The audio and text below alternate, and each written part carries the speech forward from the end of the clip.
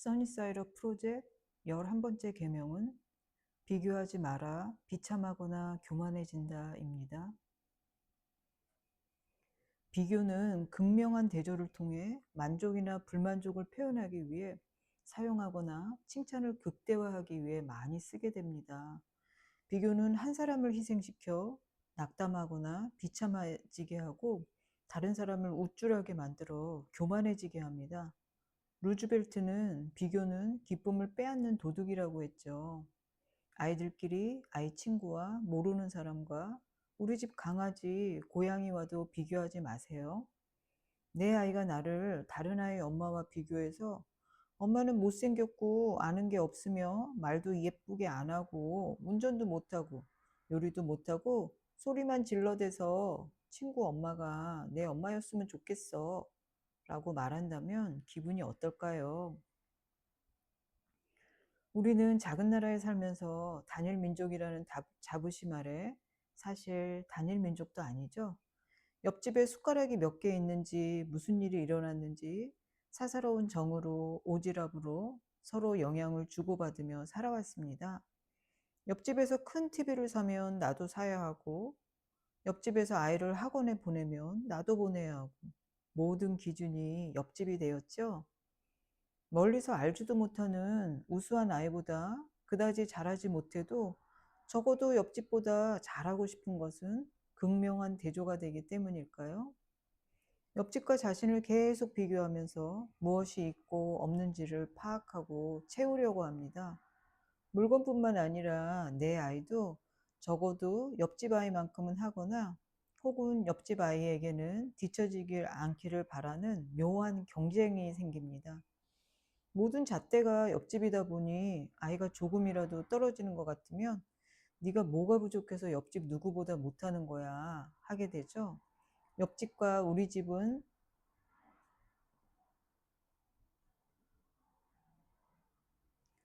내 아이와 옆집 아이는 비슷한 출발선에 서 있고 비슷한 조건, 같은 환경에 있다고 생각해서 심리적인 판단의 근거가 되는 것 같습니다. 옆집과 우리 집이 비슷하다는 심리적인 안정감을 받을 수 있는데 어느 날 옆집 아이가 상을 받아오고 좋은 학교로 가면 비슷한 환경이 깨지게 되니까 불안감, 실망감이 더 크게 올 수 있겠죠. 옆집하고 똑같은 학원에 다니고 똑같은 학교에 가고 심지어 친한 친구 관계라면 내 아이가 뒤처졌다고 느끼고 부족하다는 불안감으로 아이를 끝없이 옆집 아이와 경쟁시키고 비교하게 될 수도 있어요.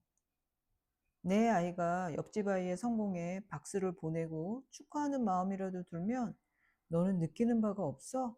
잘 됐다는 말이 나와? 너 이제 어떻게 할 거야?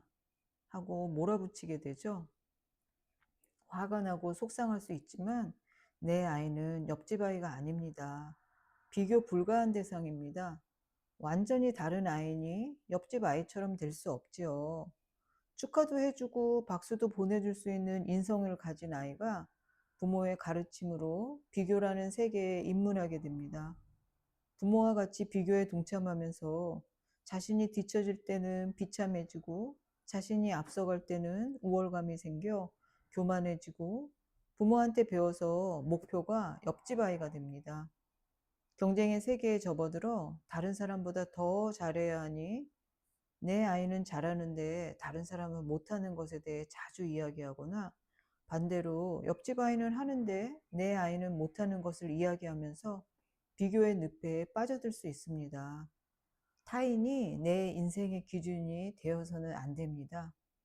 아이가 성공하기를 바래서 소위 내 아이 하버드 보내는 법, 서울대 보내는 법 같은 강연을 따라다니고 책을 읽고 유튜브를 시청하면서 내 아이도 그런 아이들처럼 성공하기를 바래서 열심히 따라하려고 하는 부모들이 있습니다. 그러나 내 아이는 그 아이가 아니기 때문에 그 아이가 그런 방법으로 성공했다 해도 내 아이는 그런 방법으로 성공할 가능성이 높지 않아요. 왜냐하면 내 아이는 완전히 다른 아이이기 때문입니다. 완전히 다른 사람이 어떻게 성공했는지 따라하려고 하지 말고 내 아이가 어떤 아이인지를 알고 내 아이에게 맞는 지지를 해주는 것이 더 성공할 확률이 높습니다. 다른 아이가 어떻게 성공했냐를 알아보는데 시간을 낭비하지 말고 내 아이에게 집중하세요. 아이의 개성을 인정하고 존중해 주세요. 타인과의 비교 대신에 내 안에서 실수를 통해, 노력을 통해 무엇을 배웠는지 아이가 자신의 과거와 현재를 비교해서 자신의 발전, 성취, 향상에 더 중점을 두고 자신의 목표를 향해서 갈 수 있게 타인과 비교를 하지 마세요. 내 아이는 어느 누구와도 비교할 수 없는 개성을 가진 세상의 유일한 존재라는 걸 명심하고, 아이가 자신이라는 그림을 그리기 위해서 어떤 색깔을 선택하고 수백 번 그렸다 지웠다를 반복해서 마침내 자신이라는 그림을 완성할 수 있게 지지하고 응원해 주세요. 옆집 아이뿐만 아니라 어려서부터 형제 자매가 있으면 의뢰의 비교를 당하게 됩니다. 아기는 못하는데 너는 혼자서도 잘하네. 아이의 잘하는 점을 부각시켜 주려고 다른 아이를 희생시키고 가만히 있던 아가는 의문의 일패를 당하게 됩니다. 너는 왜 형처럼 못하니? 다 큰 애가 동생만도 못해. 아이의 행동을 고쳐주고 더 잘하라고 격려하고 싶을 때도 비교를 하죠. 비교를 당해서 더 잘해야겠다는 생각보다 나는 못하는 아이구나, 나는 나쁜 아이구나 하고 자기 비하나 열등감, 질투로 사이좋게 협력하며 지낼 수 있는 관계를 부모가 경쟁과 반목의 관계로 바꿀 수 있습니다. 부모의 비교 때문에 경쟁하게 되면 형제, 자매 간의 우애 대신에 적대감이 생겨 겉으로는 표현되지 않아도 내면의 분노와 서운함, 원망이 쌓일 수 있습니다. 성경에서 인류 최초의 형제였던 가인과 아벨은 인류 최초의 살인사건으로 끝을 맺었습니다. 가인은 자신의 제사가 받아들여지지 않았을 때 자신의 태도나 자신의 문제점을 찾으려는 대신에 엉뚱하게 동생인 아벨에게 질투심과 분노를 품고 극단적인 행동을 하게 됩니다. 아담과 이브의 교육 방식에 대해서는 성경에 언급되어 있지 않아서 알 수 없지만 큰아들에 대한 큰 기대를 가져 장자로서의 압박감이 있었을 수도 있겠다 하는 추측을 해봅니다.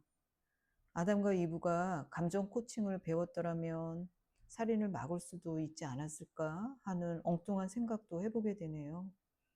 야곱과 에서의 이야기에서도 아버지의 장자에 대한 편애로 야곱은 부모와 형제를 떠나 오랫동안 타지에서 살아야 했고, 요셉도 아버지의 편애로 형들의 미움과 질투의 대상이 되어 낯선 나라의 노예로 팔려가게 됩니다.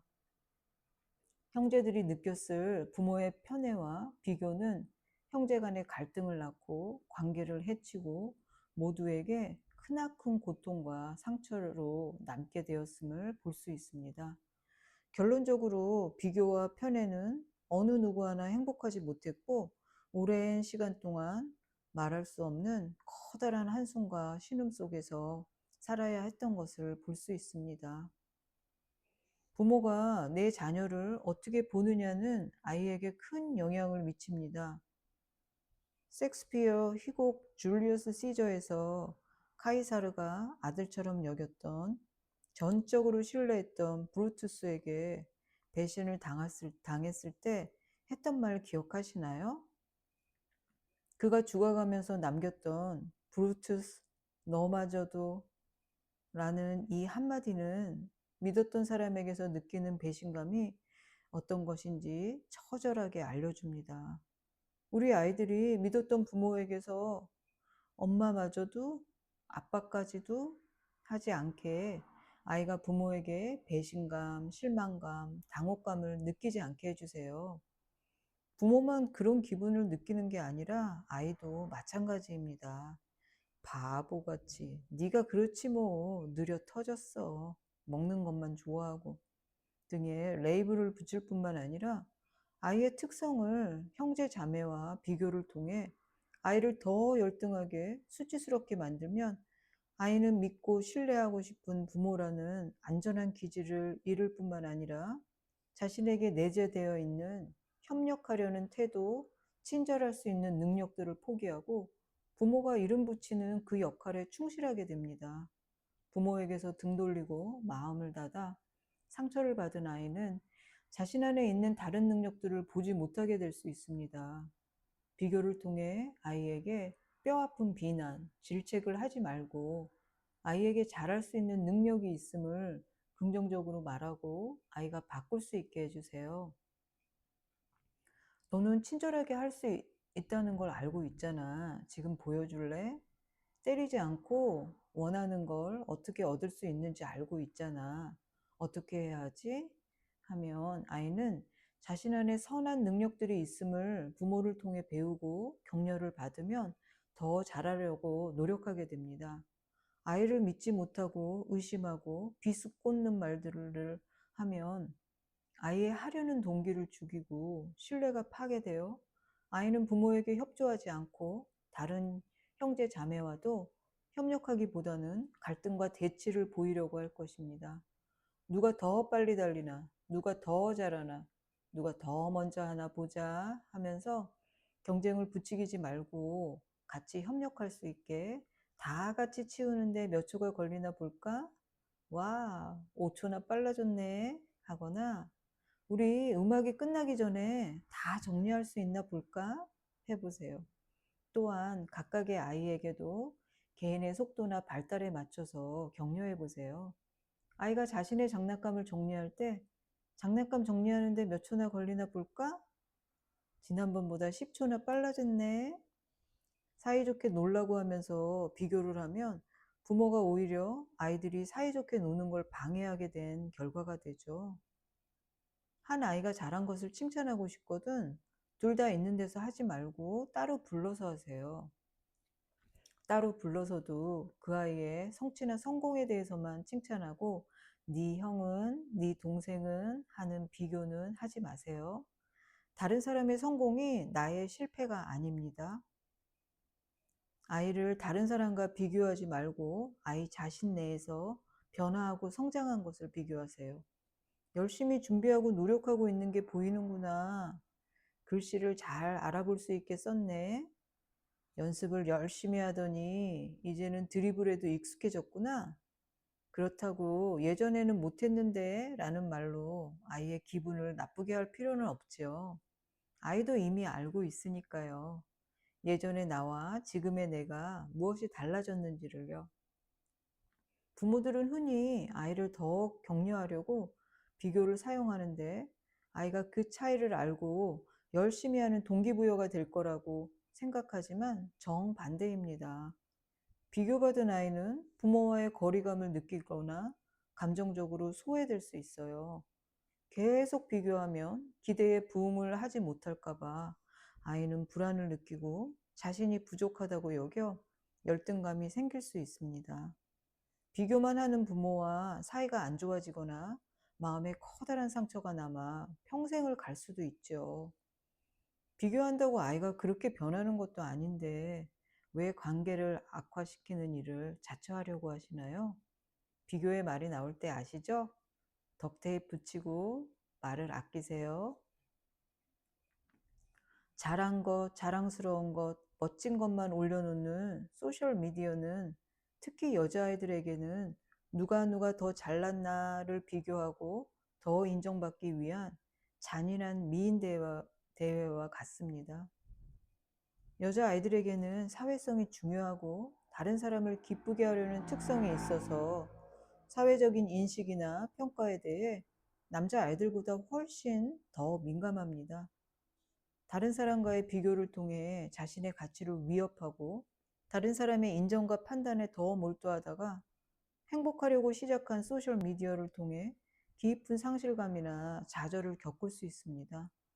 나보다 쟤가 더 예뻐 하고 다른 사람과 비교하지 말고 나는 예뻐, 이만하면 괜찮아 하는 긍정적인 자세, 자신에게 더 친절하고 측은지심을 갖고 비교 대신에 자신을 더 사랑하는 일에 신경을 쓰게 도와주세요. 연구에서도 남자보다 여자는 자신에 대해 더 엄격하고 측은지심이 부족하다고 합니다.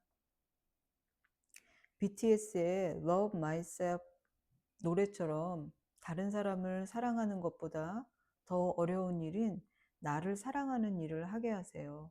실수하고 실패해도 나 자신에게 좀 더 관대해지고 용서하는 일을 시작하게 하세요.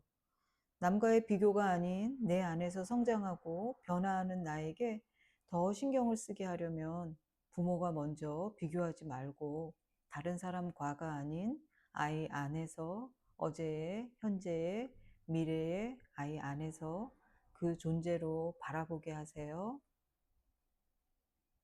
경청해 주셔서 감사합니다.